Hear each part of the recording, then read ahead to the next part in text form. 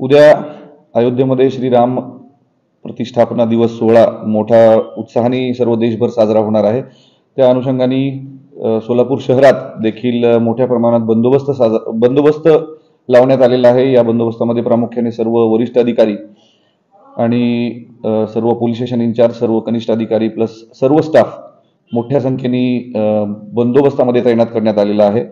या निमित्ताने कुठल्याही जाती धर्माच्या लोकांनी असुरक्षिततेची भावना ठेवण्याचं काहीही कारण नाही। सर्वांनी हा राष्ट्रीय सण असल्यासारखंच साजरा करावा असं आवाहन आम्ही जस्ट आत्ता घेतलेल्या शांतता समितीच्या बैठकीत केलेलं आहे। सर्व शांतता समिती सदस्य या गोष्टीसाठी तयार असून सर्व शांतता समितीतील सदस्यांनी या गोष्टीला दुजोरा दिलेला आहे की हा मोठा सण राष्ट्रीय सण स्वरूपातच उद्या सोलापूरकरांनी साजरा करायचा आहे।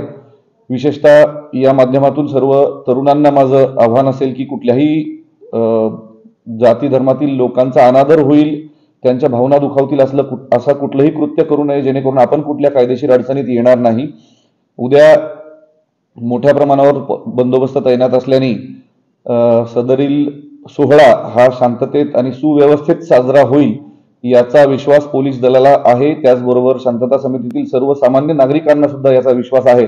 उद्याच्या या दिवसाच्या सर्वांना मी पुन्हा एकदा शुभेच्छा देतो। जय हिंद।